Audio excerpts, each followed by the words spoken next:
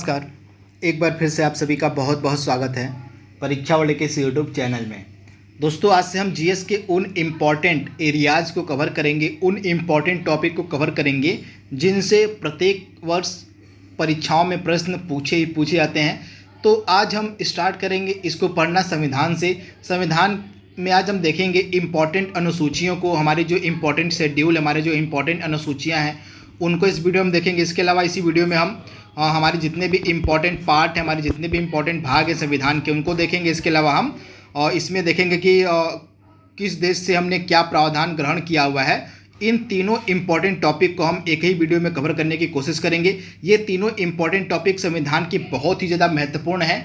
इन तीनों टॉपिक से प्रत्येक प्रकार की परीक्षाओं में 1 से 2 प्रश्न देखने को मिलते हैं। कल अगर आपने पेपर देखा होगा सप्लाई इंस्पेक्टर का, तो सप्लाई इंस्पेक्टर के पेपर में देश और प्रावधान, किस देश से हमने क्या प्रावधान ग्रहण किया हुआ है, उससे 2 प्रश्न डायरेक्टली देखने को मिले थे। तो इसी तरह से यह टॉपिक आपके एग्जाम के लिए बहुत ज़्यादा महत्वपूर्ण हो जाते हैं।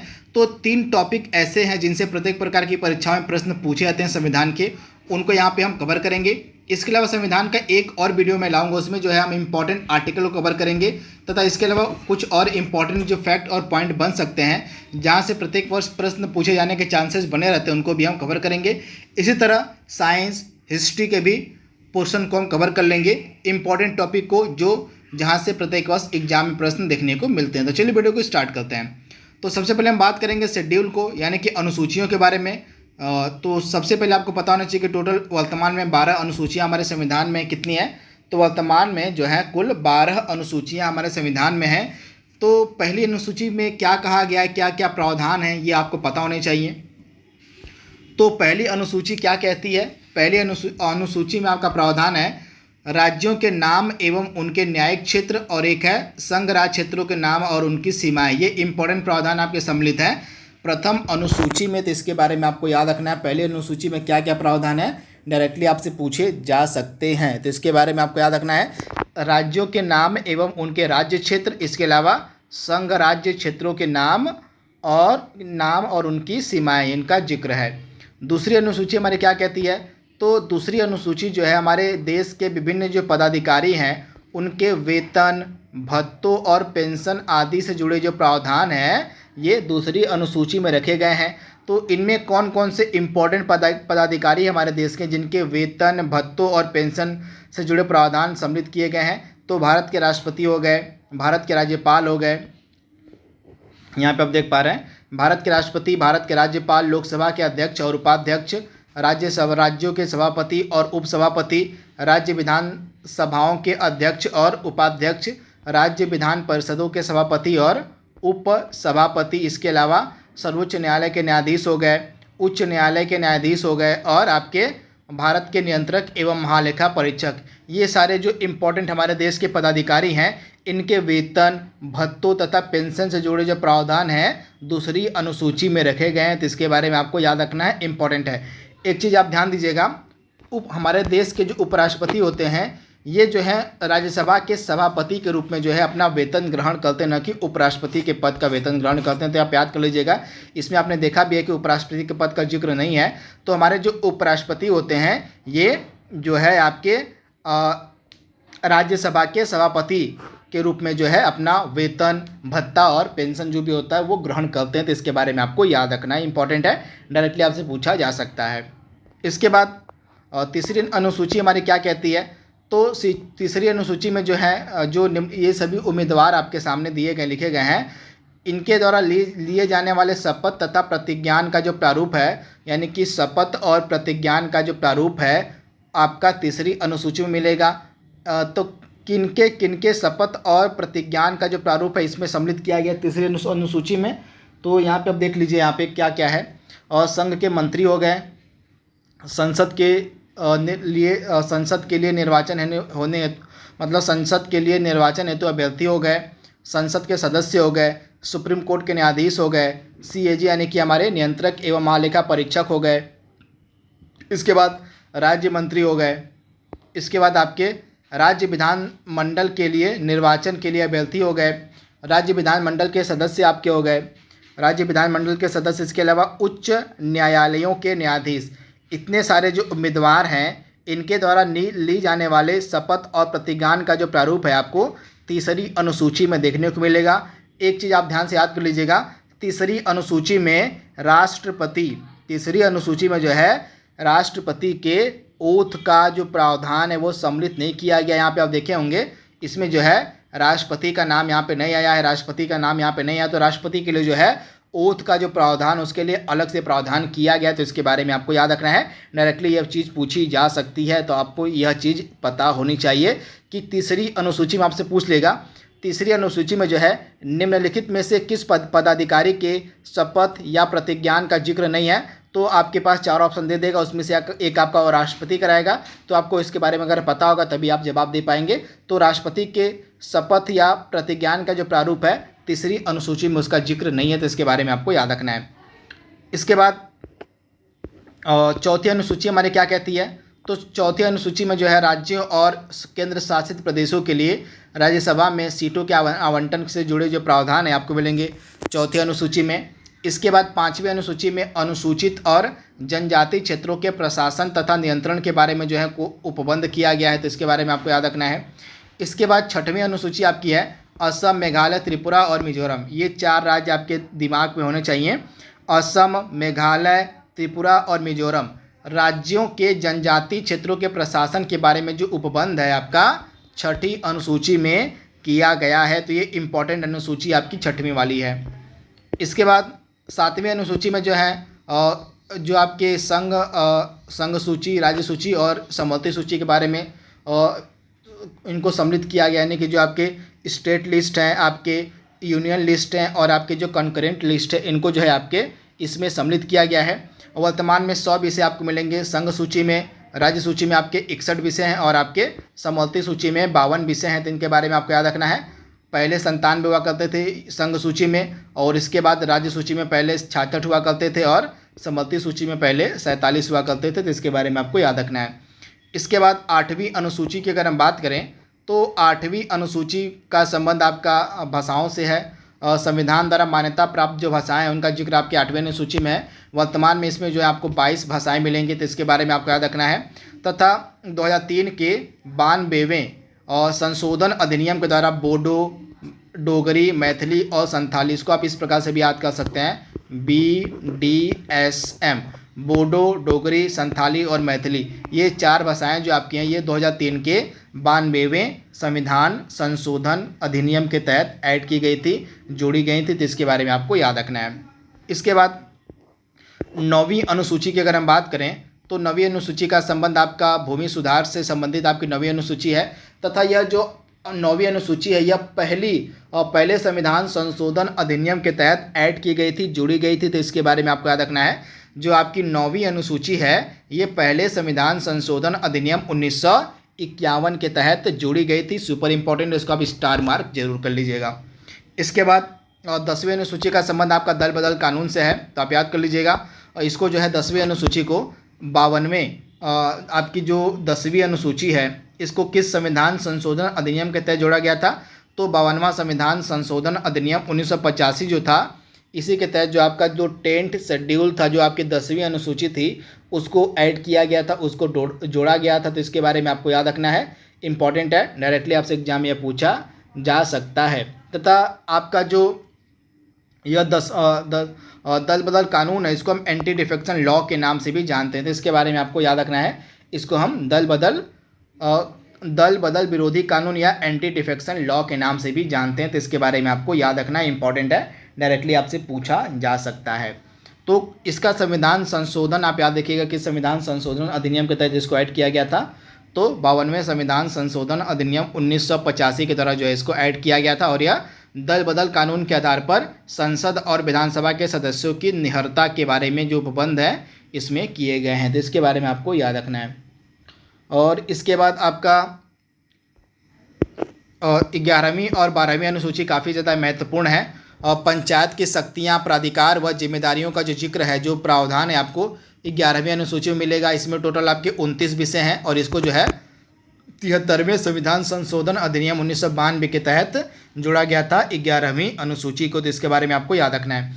वहीं आपकी जो 12वीं अनुसूची है इसमें जो है नगर पालिकाओं की संख्या, शक्तियाँ, प्राधिकार और जिम्मेदारियों का जिक्र है। 12वीं अनुसूची में जो है नगर पालिका से रिलेटेड जो है 18 विषय सम्मिलित किए गए हैं, आप याद कर लीजिएगा। पंचायतों से रिलेटेड आपके 29 विषय हैं 11वीं अनुसूची में, और 12वीं अनुसूची में नगर पालिकाओं से रिलेटेड आपके 18 विषय हैं, तो इसके बारे में आपको याद रखना है।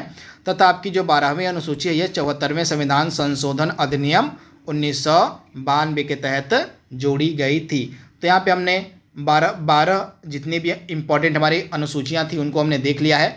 अब हम देखेंगे स्रोत और ली गई विशेषताएं, यानी कि कौन कौन से प्रावधान हमने किस देश के संविधान से लिए हुए उनको हम देखेंगे 1 बाय 1 करके। तो संविधान के स्रोत काफ़ी ज़्यादा महत्वपूर्ण यह टॉपिक आपका पॉलिटी का है, इससे प्रत्येक वर्ष एग्जाम में प्रश्न पूछे जाते हैं, तो आइए इनको देख लेते हैं। तो सबसे पहले हम देखेंगे हमारा जो भारत शासन अधिनियम 1935 था, उसके तहत हमने क्या क्या ग्रहण किया हुआ है। तो संघीय तंत्र की विशेषता हो गई, राज्यपाल का कार्यकाल हो गया, इसके बाद न्यायपालिका हो गई, लोक सेवा आयोग हो गया, आपातकालीन उपबंध हो गया और प्रशासनिक विवरण हो गया। ये सभी इम्पोर्टेंट जो प्रावधान है हमने भारत शासन अधिनियम 1935 से लिया हुआ है। इसके बाद ब्रिटेन के संविधान से हमने क्या क्या लिया हुआ है। संसदीय शासन प्रणाली हो गई, विधि का शासन हो गया, संसदीय शासन प्रणाली, विधि का शासन, विधायी प्रक्रिया हो गई, एकल नागरिकता यानी कि सिंगल सिटीजनशिप हो गया, मंत्रिमंडल प्रणाली हो गई, परमाधिकार लेख हो गया, संसदीय विशेषाधिकार और द्विसदनवाद। ये इम्पोर्टेंट जो प्रावधान आपके हैं ब्रिटेन के कॉन्स्टिट्यूशन यानी कि ब्रिटेन के संविधान से लिए गए हैं, तो इसके बारे में आपको याद रखना है। इसके बाद अमेरिका से हमने क्या क्या लिया हुआ है। अमेरिका के संविधान से तो हमारे फंडामेंटल राइट्स हो गए, हमारे मूल अधिकार हो गए, न्यायपालिका की स्वतंत्रता हो गया, न्यायपालिका की जो स्वतंत्रता है उसको हमने लिया हुआ है संयुक्त राज्य अमेरिका के संविधान से। न्यायिक पुनरावलोकन का जो सिद्धांत है यानी कि जुडिशियल रिव्यू का जो सिद्धांत है उसको हमने यूएसए से लिया हुआ है। उपराष्ट्रपति का पद भी यूएसए से लिया हुआ है। उच्चतम न्यायालय और उच्च न्यायालय के न्यायाधीशों को पद से हटाया जाने का जो प्रावधान है यह भी यूएसए से ही लिया गया है। इसके अलावा राष्ट्रपति पर महाभियोग हो गया और उद्देशिका का विचार हो गया, ये दोनों प्रावधान भी आपके अमेरिका से ही लिए गए हैं। तो इनको आप कम से कम 2-3 बार आप देखेंगे तब आपके दिमाग में ये सभी चीज़ें बैठेंगी, लेकिन आपको इन चीज़ों को अपने दिमाग में बैठाना है क्योंकि ये एक ऐसा टॉपिक है जिससे जितने भी परीक्षाएं होती हैं उनमें 1 से 2 प्रश्न देखने को मिलता है और आपकी लेखपाल की परीक्षा में भी ये टॉपिक आपके एग्जाम के लिए बहुत ज़्यादा महत्वपूर्ण है। वहीं आयरलैंड के संविधान से हमने क्या क्या लिया हुआ है।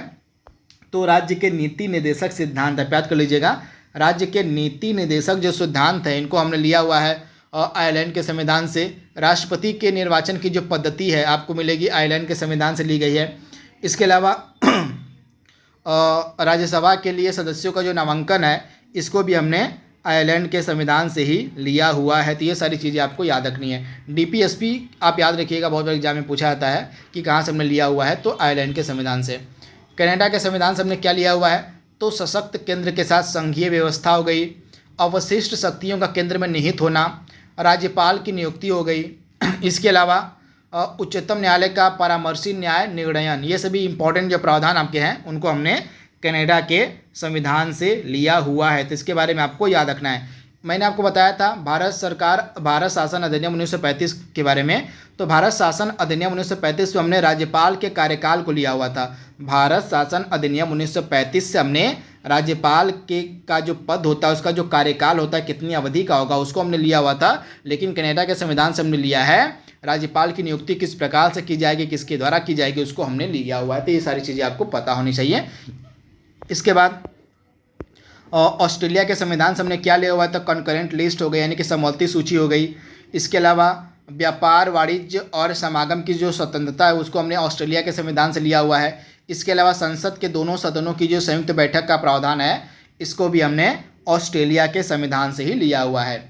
जर्मनी का जो वाइमर संविधान था, वाइमर कॉन्स्टिट्यूशन, तो उससे हमने आपातकाल के समय मूल अधिकारों का जो स्थगन किया जाता है उससे जुड़े जो प्रावधान है उसको हमने लिया हुआ है। तो आपको याद रखना है आपातकाल के समय जो मौलिक कर्तव्य स्थगित हो जाते हैं उनसे जुड़े जो प्रावधान हैं उनको हमने जर्मनी के वाइमर कॉन्स्टिट्यूशन से, वाइमर संविधान से ग्रहण किया हुआ है। इसके बाद आपका पूर्व सोवियत संघ से हमने क्या क्या लिया हुआ इसके संविधान से, तो मूल कर्तव्य यानी कि फंडामेंटल ड्यूटीज हमारी हो गई। प्रस्तावना में सामाजिक, आर्थिक और राजनीतिक न्याय का जो आदर्श दिया गया जो जिक्र है यानी कि प्रस्तावना में आपको न्याय कितने प्रकार की मिलेंगी, तो प्रस्तावना में 3 प्रकार की न्याय का जिक्र है, सामाजिक, आर्थिक और राजनीतिक। और इन्हीं 3 प्रकार के न्याय का जो आदर्श आपको मिलेगा सोवियत संघ के संविधान से लिया गया है, तो इसके बारे में आपको याद रखना है, सुपर इंपॉर्टेंट यह है। फ्रांस के संविधान से हमने क्या लिया हुआ, तो गणतंत्रात्मक व्यवस्था हो गई, इसको हमने लिया हुआ है फ्रांस के संविधान से। इसके बाद प्रस्तावना में जो आपके स्वतंत्रता यानी कि आपका स्वतंत्रता का मतलब क्या हो गया, लिबर्टी हो गया। इसके अलावा फ्रेटर्निटी, और उसके बाद आपका क्या हो गया, इक्वलिटी, यानी कि स्वतंत्रता, समता और बंधुत्व के जो आदर्श हैं इसको हमने लिया हुआ है फ्रांस के संविधान से। ये भी आपका सुपर इंपॉर्टेंट है। दक्षिण अफ्रीका के संविधान से हमने संविधान संशोधन की प्रक्रिया को ग्रहण किया हुआ है, यानी कि अमेंडमेंट के जो प्रोसीजर होंगे ये हमने ग्रहण किया हुआ है दक्षिण अफ्रीका के संविधान से। इसके अलावा राज्यसभा सदस्यों के निर्वाचन की जो प्रक्रिया है उसको भी हमने ग्रहण किया हुआ है, कहाँ से, तो दक्षिण अफ्रीका के संविधान से। इसके बाद जापान के संविधान से हमने विधि द्वारा स्थापित प्रक्रिया को ग्रहण किया हुआ है। तो यहाँ पे हमने देख लिया किस देश से हमने क्या क्या ग्रहण किया हुआ है, किस देश के संविधान से हमने क्या प्रावधान लिए हुए हैं, उनको हमने देख लिया। अब हम इम्पॉर्टेंट पार्ट को देखेंगे, हमारे संविधान के जो इम्पॉर्टेंट भाग हैं। टोटल हमारे संविधान में कितने भाग आपको मिलेंगे, टोटल संविधान में आपको 22 भाग मिलेंगे, तथा इन 22 भागों में जो भी इम्पॉर्टेंट पार्ट आपके बन सकते हैं, ये मैच दी फॉलोइंग के रूप में पूछे जाते हैं। भाग जो होते हैं ना, ये आपके मैच दी फॉलोइंग के रूप में बहुत बार पूछे जाते हैं। तो इन 22 भागों में आपके जो भी इंपॉर्टेंट भाग बन सकते हैं उनको आइए देख लेते हैं। तो कम से कम पहला भाग क्या है हमारा है, तो पहला भाग संबंधित है संघ और उसके राज्य क्षेत्र से। आप याद कर लीजिएगा, हमारा जो पहला पार्ट है यह संघ और उसके राज्य क्षेत्र से संबंधित है। दूसरा वाला भाग आपका नागरिकता से संबंधित है, यानी कि आपका जो सेकेंड पार्ट है वो नागरिकता से संबंधित है। थर्ड पार्ट आपका मौलिक अधिकारों से संबंधित है, तो आप याद कर लीजिएगा थर्ड पार्ट आपका मौलिक अधिकारों से संबंधित है। फोर्थ यानी कि चौथा भाग आपका डीपीएसपी यानी कि राज्य के नीति निदेशक सिद्धांतों यानी कि राज्य के नीति निदेशक तत्वों से संबंधित है। इसके अलावा भाग 4 का संबंध किससे, तो मौलिक कर्तव्यों से संबंधित आपका है भाग 4 क। यह अमेंडमेंट के थ्रू जोड़ा गया था, तो इसके बारे में आपको याद रखना है। इसके बाद भाग 5 का संबंध संघ सरकारों से है, आप याद कर लीजिएगा।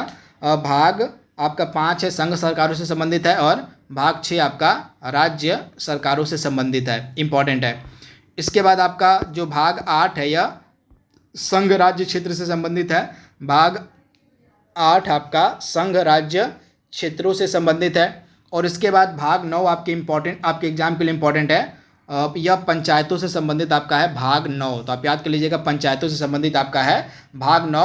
और भाग 9A भी आपका एग्जाम के लिए इंपॉर्टेंट है, यह आपका नगर पालिकाओं से संबंधित है भाग 9A, तो इसके बारे में आपको याद रखना है।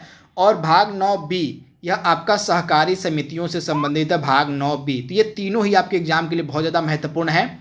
ये दोनों आपके बाद में अमेंडमेंट के थ्रू जोड़े गए थे। और आपका जो भाग 9 है आपका हो गया पंचायतों से रिलेटेड है, भाग 9A आपका नगर पालिका से रिलेटेड है, और भाग 9B आपका जो है सहकारी समितियों से रिलेटेड है भाग 9B यानी कि भाग 9 ख। तो इसके बारे में आपको याद रखना इंपॉर्टेंट है। इसके बाद भाग 10 का संबंध किससे है, तो आपका जो भाग 10 है इसका संबंध अनुसूचित और जनजाति क्षेत्रों से, आप याद कर लीजिएगा। अनुसूचित और जनजाति क्षेत्रों से संबंधित आपका भाग 10 है, सुपर इंपॉर्टेंट है। इसके बाद भाग 11 का संबंध आपका संघ और राज्यों के बीच संबंध से है। भाग 11 आपका संघ और राज्यों के बीच संबंध से संबंधित है, तो इसके बारे में आपको याद रखना है। इसके बाद भाग 12 का संबंध आपका वित्त, संपत्ति, समुदाय और वाद से है, तो इसके बारे में आपको याद रखना है। इसके बाद भाग 13 का संबंध आपका हो जाएगा भारत के राज्य क्षेत्र के भीतर व्यापार, वाणिज्य और समागम से संबंधित जो प्रावधान है आपके भाग 18 में मिलेंगे। तो भाग 18 में आपको मिलेंगे भारत के राज्य क्षेत्र के भीतर व्यापार, वाणिज्य और समागम से रिलेटेड प्रावधान। भाग 18 ये नहीं है, भाग आपका 13 है ना। हाँ, तो ये भाग आपका 13 है। भाग 13 का संबंध किससे है, तो भारत के राज्य क्षेत्र के भीतर व्यापार, वाणिज्य और समागम से रिलेटेड प्रावधान है। इसके बाद भाग 14 का संबंध किससे है, तो भाग 14 का संबंध आपका है संघ और राज्यों के अधीन सेवाओं से संबंधित आपका भाग 14 है, तो इंपॉर्टेंट है। संघ और राज्यों के अधीन जो सेवाएं आपकी आएंगी वे भाग 14 के अंतर्गत रखी गई हैं, जैसे आपकी लोक सेवा आयोग हो गई है, इसी के अंतर्गत आता है। भाग 14A, भाग 14 का संबंध आपका अधिकरण से है, इसके बारे में आपको याद रखना है। भाग 14 यानी कि भाग 14A आपका अधिकरण से संबंधित है। भाग 15 का संबंध आपका निर्वाचन से है, सुपर इंपॉर्टेंट है। भाग 15 आपका निर्वाचन से संबंधित है। इसके बाद भाग 16 आपका उतना ज़्यादा इंपॉर्टेंट नहीं था, तो उसको मैंने सम्मिलित नहीं किया हुआ है, तो मैं आपको बता देता हूँ। भाग 16 में जो है कुछ वर्गों से संबंधित विशेष प्रावधान किए गए हैं, जैसे आपका हो गया अनुसूचित जातियों, अनुसूचित जनजातियों, पिछड़े वर्गों से संबंधित जो विशेष प्रावधान है आपको भाग 16 में किए गए हैं, तो इसके बारे में आपको याद रखना है। इसके बाद भाग आपका 17 जो है इसका संबंध राजभाषाओं से है। राजभाषा से संबंधित जो प्रावधान आपके यहाँ मिलेंगे भाग 18 में, 17 में आप याद कर लीजिएगा। वहीं भाग 18 जो है, भाग 18 का संबंध आपका आपात उपबंध से, यानी कि आपात से संबंधित जो उपबंध आपको मिलेंगे भाग 18 में, तो इसके बारे में आपको याद रखना है। और भाग 20 जो आपका है यह संबंधित है संविधान में संशोधन से रिलेटेड जो प्रावधान आपके हैं भाग 20 में मिलेंगे। तो ये तीनों और ये पांचों आप याद रखिएगा, यानी कि ये चारों जो आपके सामने दिख रहे हैं। और भाग 15 का संबंध किससे है, तो भाग 15 का संबंध आपका हो जाएगा निर्वाचन से। इंपॉर्टेंट है, डायरेक्टली बहुत बार एग्जाम में पूछा जाता है। इसके बाद भाग 17 का संबंध आपका राजभाषा से है, इसको भी आप याद कर लीजिएगा, भाग 17 का राजभाषा से हो जाएगा। इसके बाद भाग आपका जो 18 है इसका संबंध हो जाएगा आपात उपबंध से। भाग 18 आपका आपात उपबंध से संबंधित है। और आपका जो भाग 20 है इसका संबंध हो जाएगा संविधान में संशोधन से संबंधित जो प्रावधान है आपको मिलेंगे भाग 18 में, तो इसके बारे में आपको याद रखना है। तो संविधान का जो संशोधन है उसको हमने रखा हुआ है भाग 20 में, तो इसके बारे में आपको याद रखना है। तो इम्पॉर्टेंट जो भी आपके बन सकते थे चीज़ें आपके यहाँ पे संविधान के, इनको हमने आज इस वीडियो में कवर किया है। कम से कम इन टॉपिक को तो आप बिल्कुल घोल कर पी जाइएगा, बहुत बार एग्जाम में इनसे प्रश्न पूछा जाता है। आई होप ये वीडियो आपको पसंद आएगा। ऐसा ही और वीडियो आपको आगे 2-3 दिन में मिलता रहेगा। तो बस आज के लिए बस इतना ही। Thank you, thanks for watching, thank you.